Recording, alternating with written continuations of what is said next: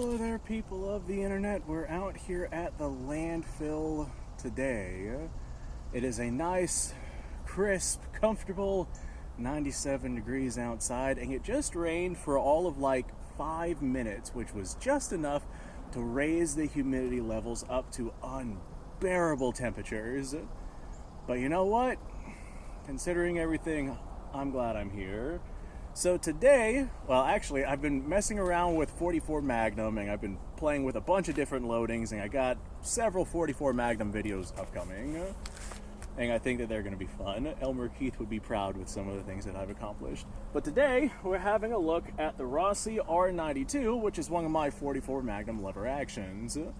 So I wanted to do some load development with this, and I figured some of you guys out there probably have this same exact rifle, and you would want to learn about some load development for it as well, for your own purposes.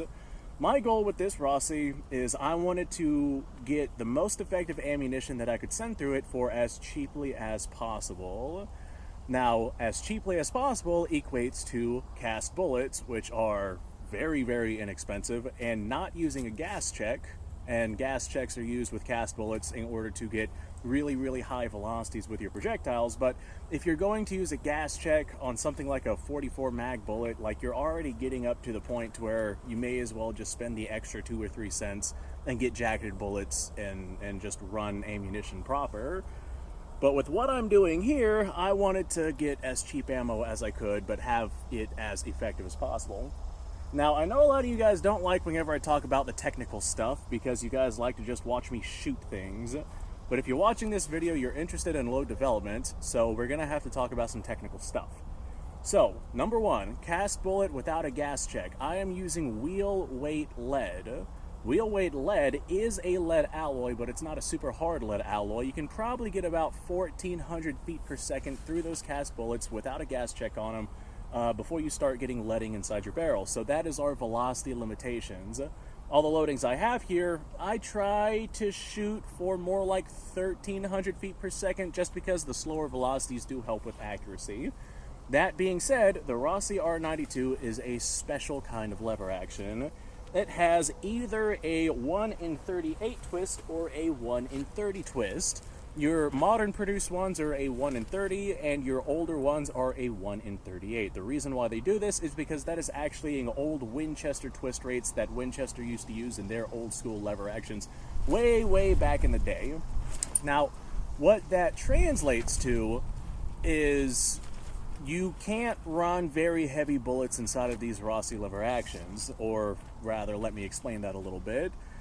Most of your 44 Magnums run a 1 in 16 inch twist, and that is going to run pretty much everything under the sun. However, with a 1 in 30 inch twist, you basically max out at 240 grain projectiles, and the 1 in 38 twist, which is the super old school version of the Rossi barrels, those really do not do very well in terms of accuracy.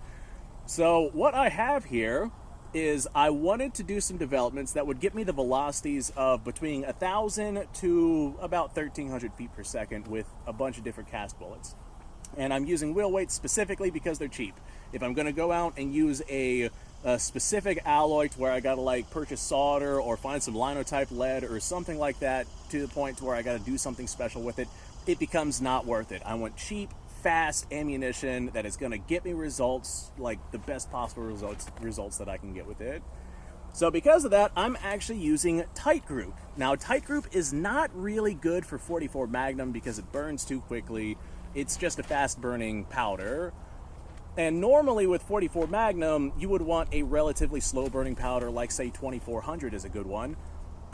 Just so you can reach better velocities. But the velocities we're aiming for are actually under the velocities of what you would normally get with 44 Magnum, so I don't think we're going to have much of a problem here. We are aiming for, like I said, probably a maximum of around 1,300 feet per second versus 44 Magnum regularly loaded, which would send a 240 grain bullet probably around 15, maybe 1,600 feet per second, depending on how spicy loaded it is.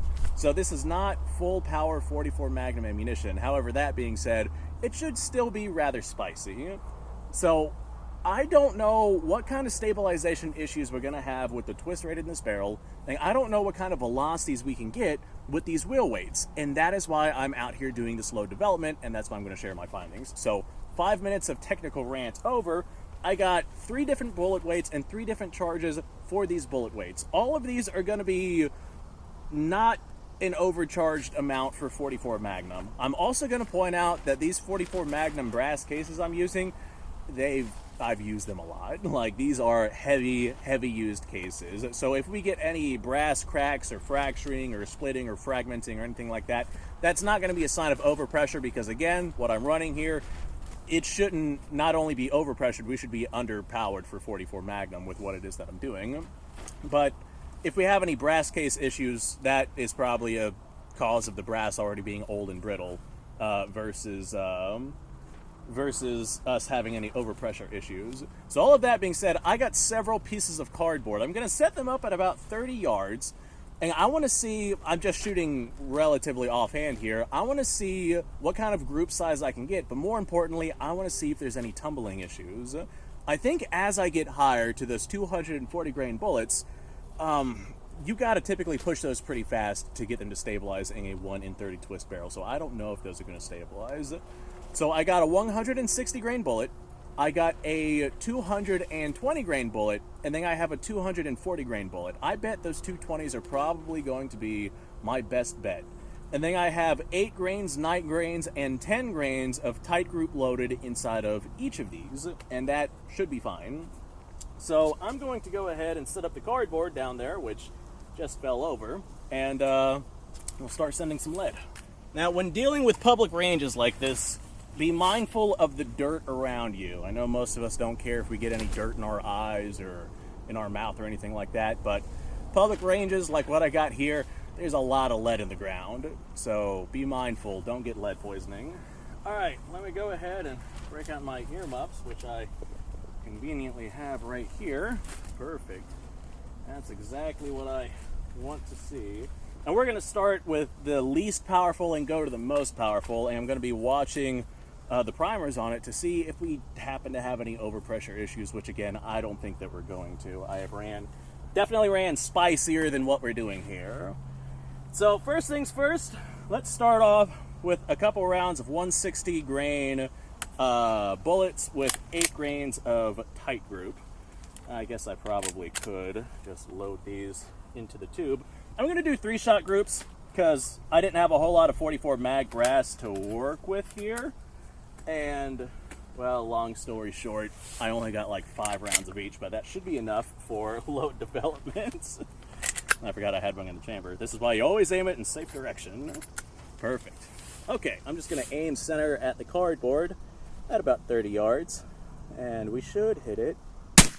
Mostly, I just want to see if this is going to keyhole, because if we have rounds that don't keyhole and we get relatively respectable, what's the word I'm looking for? Accuracy? Not necessarily precision, but accuracy, then that would be good enough for me. Haha! Well, it smells smoky, and it looks like they're hitting high. I'm going to aim at the bottom of the target.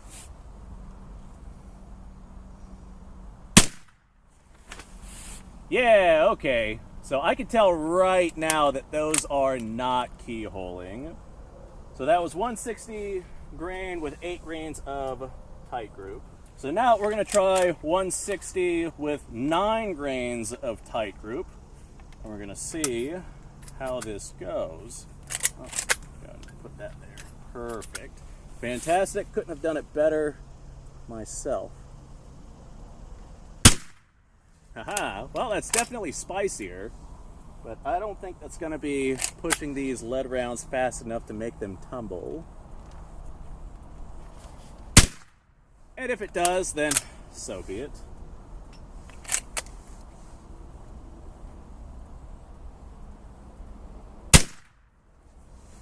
Okay, alright.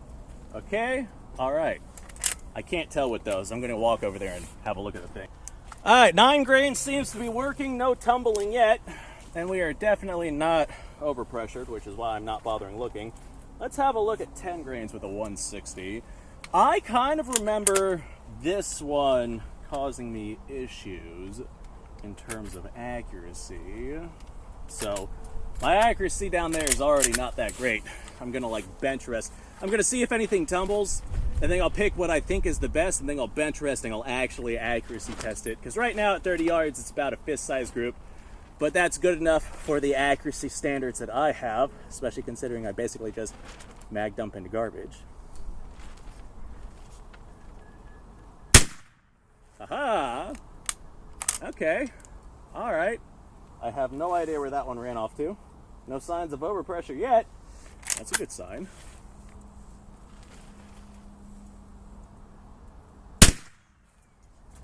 I think I heard a ricochet somewhere out there.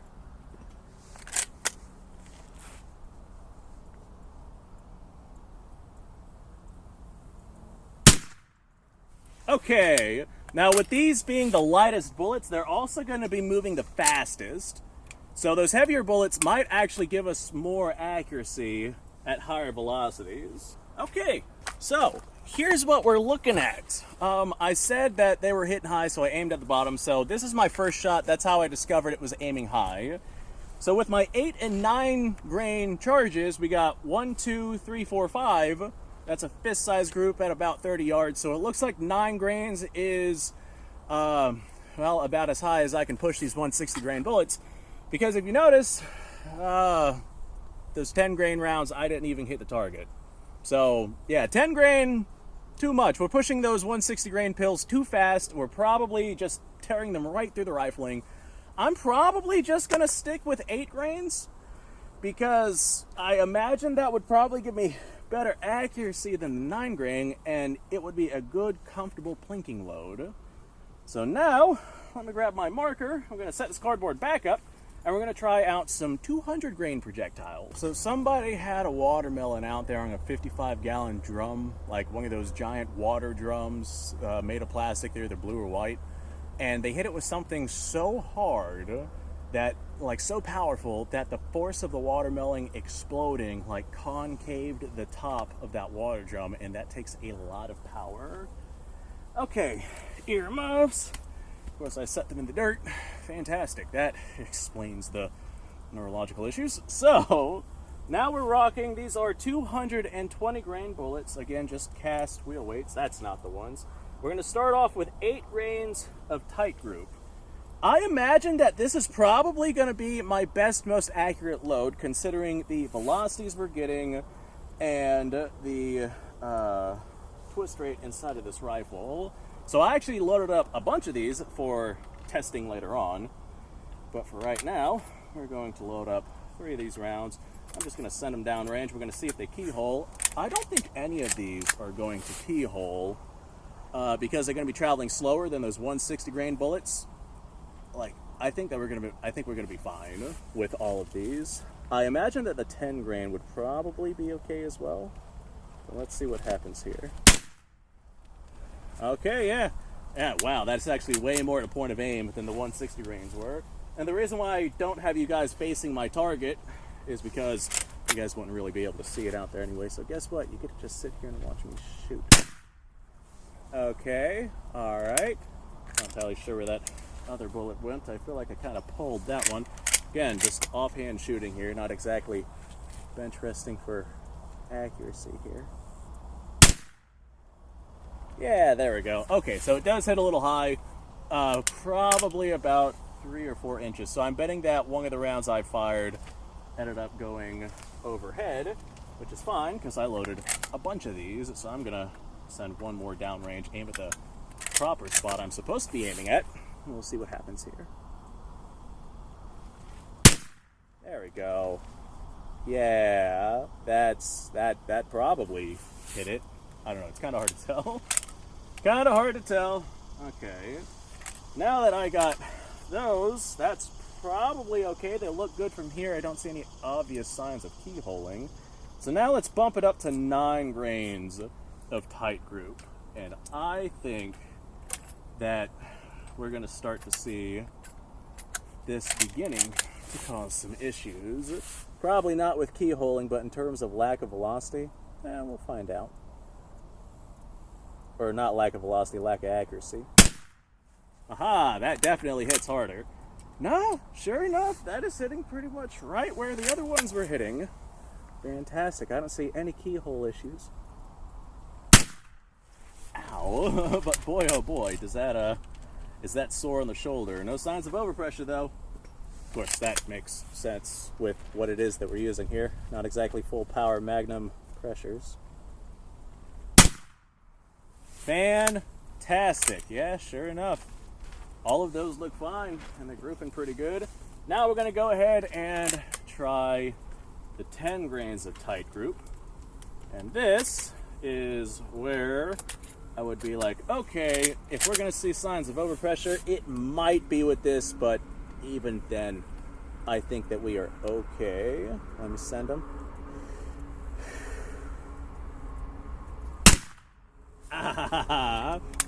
All right, so these bastards got some oomph behind them. I kind of like the power I'm getting from them, but we're gonna see if they keyhole.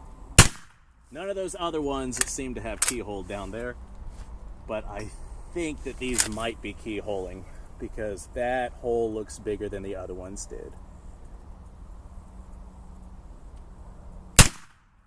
All right, let me wander down there and I'll grab that. We'll have a look at it. All right, so with 10 grains, that's just too much. We are keyholing with those.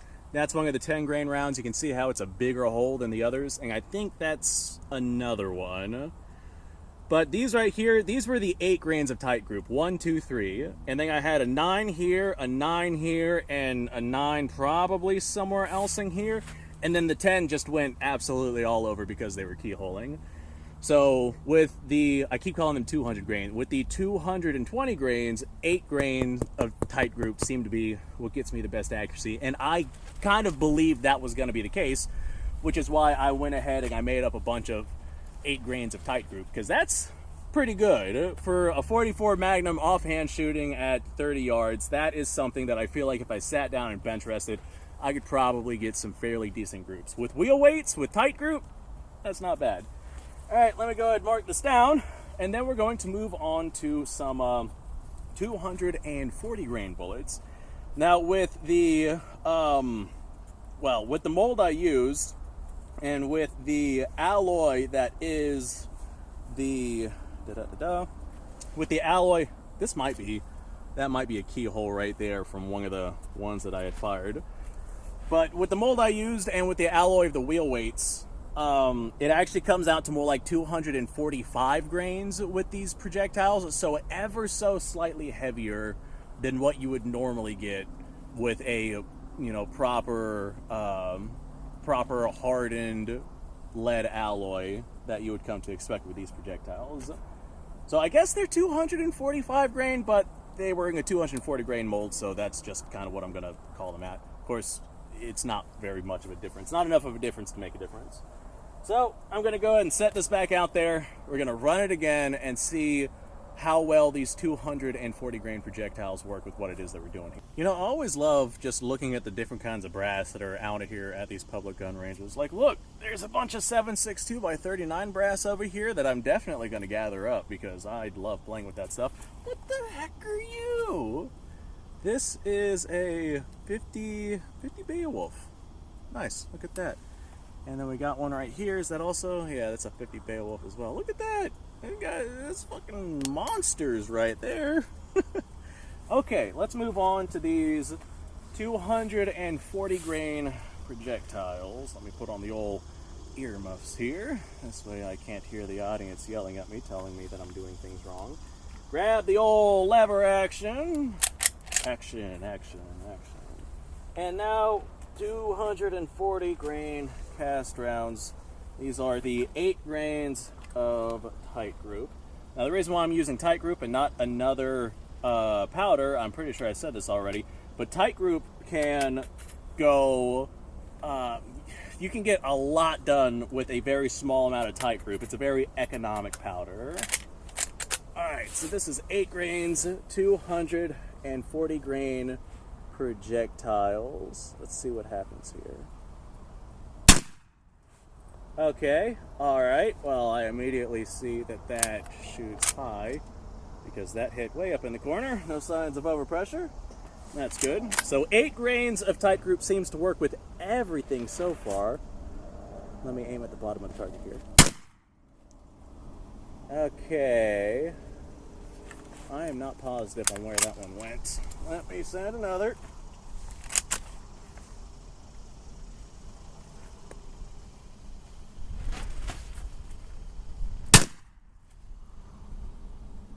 All right, yeah, I have zero clue where the heck these are going. I don't know if they're hitting high or low. So I'm actually going to just kind of give me my empty brass case. Thank you very much.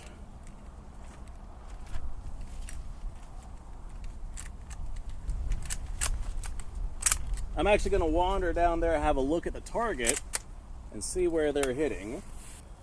All right, I got one hit on target. It was quite high. I don't think that this 1 in 30 twist is stabilizing these 240 grain projectiles all that well. You can stabilize these, you just got to move them fast to stabilize in this particular twist rate, and that is not what we're doing here. So with these, as we go to our hotter loads, we might actually see better results, because I only had 1 round on target with these. Ah, we got 1 on the cardboard. Heck yeah, dude. All right, and that's about where I was aiming. Why didn't that work for the others?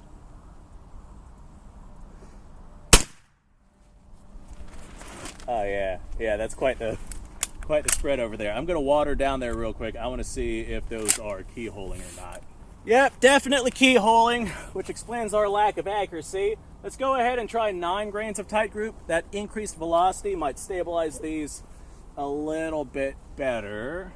So 3 rounds of 9 grains, and then we'll try 3 rounds of 10 grains, assuming that we're not going to start seeing overpressure.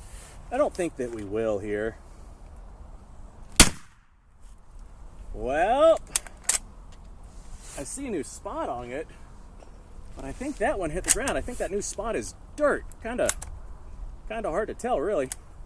Yeah, I think this one's even less accurate than the other, because that round is now at like the right side of the target there. Yeah, okay. these are just not working, because I don't think that one even hit the target. So yeah, 240 grain bullets through the 1 in 30 twist Rossi R92 at slower velocities just is not doing it. So that's our 9 grains, and those are obviously just not great. I'm willing to bet that those 220s are probably going to be our best bet. I might go to 200s and see if I get even better accuracy though. So this is 10 grains of tight group with a 245 grain bullet.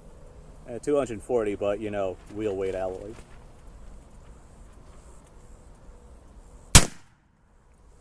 And I think this right here is pretty much as powerful as you would want to run these, because beyond this, that's when you'll start seeing overpressure. No signs of overpressure with these though.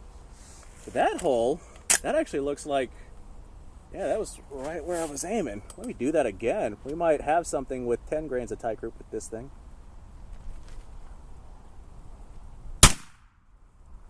Okay, survey says. Maybe not. I don't think that one even hit the paper. All right, maybe we don't have anything going on here. Yeah, okay. That one right there hit like a foot to the left. I saw a piece of wood fly up over there. All right, so the 240 grain bullet, the 1 in 30 twist on the Rossi just does not like it. Not unless you're pushing it to some exceptional velocities. So with all of ours, we see pretty bad accuracy. We got tumble round. That one hit the ground. Obviously another tumble round. We got, well, it looks like 2 rounds right there. 1 round right there. They might not have been tumbling, but I don't think that, like, they probably just hit the paper at a point in time where it looks like they're not tumbling, because I'm sure that they were. Because I was aiming center for all of these, and you can just see how it spread absolutely everywhere. So the 220 grain bullets, we had like a, 2-inch group with that? Cardboard's down there. I don't feel like going to grab that. So those are definitely the way to go with 8 grains of tight group. That seems to be giving us the best accuracy. The 160 grain bullets, I think we did good with both 8 and 9 grains of powder behind those. So the issue with those, like the issue with the Rossi, is you can't run very heavy bullets, and the issue with cast bullets is you can't run them very fast. So we have lightweight, slow-moving bullets. So the 44 Magnum options that you can run through the Rossi, they're not great if you're using cast bullets. So 160 and 220 grain bullets work pretty well.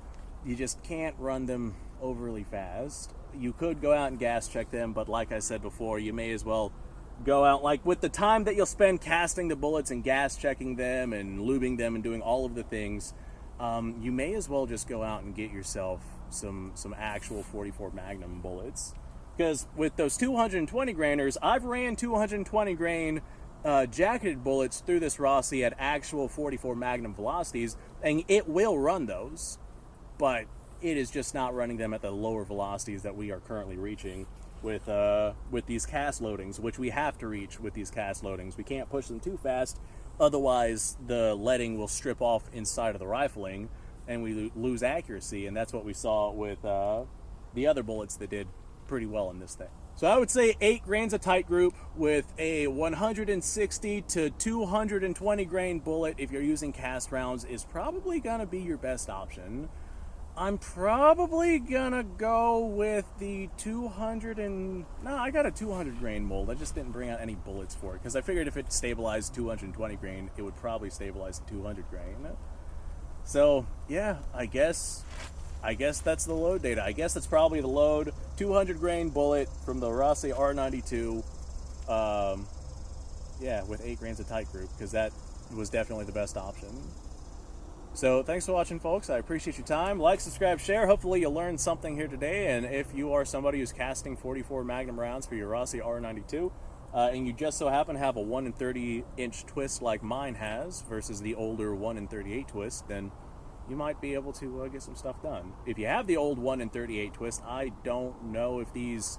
Like, you might have to go with the lighter 160 grain bullets. I don't know if it would run the 220s. Might run 200s. But I'm not sure. I'd have to take it out and test it. That's what load development is for. That's why I'm out here doing what it is that I'm doing. So now I know what this thing will and will not run. Yeah, it just does not like those 240 grain pills. You know what? I got 2 more of those 10 ones left. Let me put out another piece of cardboard, because those ones seem like they got the best accuracy because they were they were moving the fastest with those 10 grains of tight group. So just one more time, I got a fresh slab of cardboard. I want to see if these ones are keyholing, because if I can get those, I know I'm rocking 10 grains, and that's basically what the maximum of what you would want to run, in 44 Magnum. But if I can figure something out, I don't know, I'm going to try. The Rossi R92 twist rate just does not like these heavier bullets, though. But boy, that would be sweet if I could use them. Let me set this out there. I wonder if I could get away with 11 grains of tight group in this thing. I probably could, but that would be overpressuring these cartridges. So I got 2 rounds left of these 10 grain, 240 grain projectiles, or 10 grains of tight group and 240 grain projectiles. I just want to see what these ones look like on a fresh slab of cardboard, see if they're keyholing, see how big of a group size we get with these particular ones. I'm just going to aim center at the cardboard here, because these ones in theory, yeah, that hit all the way to the top right of the cardboard. These ones in theory should have the best opportunity to be accurate, but they're just not accurate. Yeah, that one went all the way up into the corner with me aiming center. Maybe they just don't hit the point of aim. Let me try that again, see if I hit the same spot. That one went, I don't know, that one was all the way off paper. Let me go have a look at the one that hit the paper, see if it's keyholing or not, because I might I might try 11 grains of tight group and see if that does any better. Because supposedly these do well if you push them fast. Nope, the one that hit the paper is a full-on keyhole. So, unfortunately, 240 grain is just not going to work. I might try faster moving bullets. I might go on to a different kind of powder, but I'm looking for specifically tight group because I can get a lot of shots for very small amounts of money. All right, I already did the outro. I will see you guys in the next episode.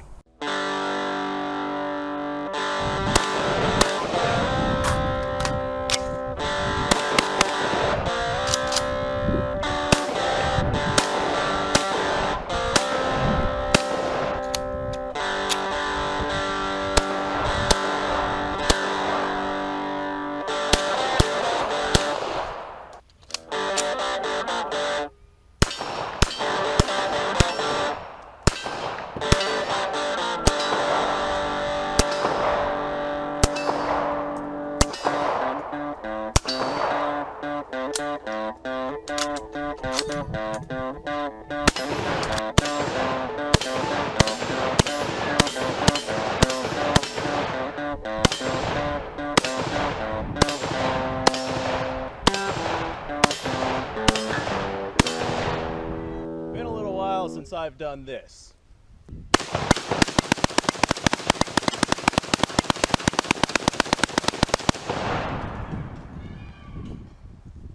Bonnie and Clyde be damned. The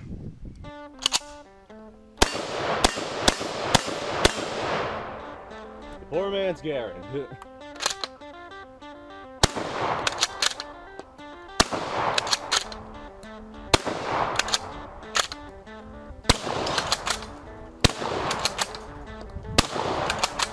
It's a shame that bolt action shotguns aren't more mainstream.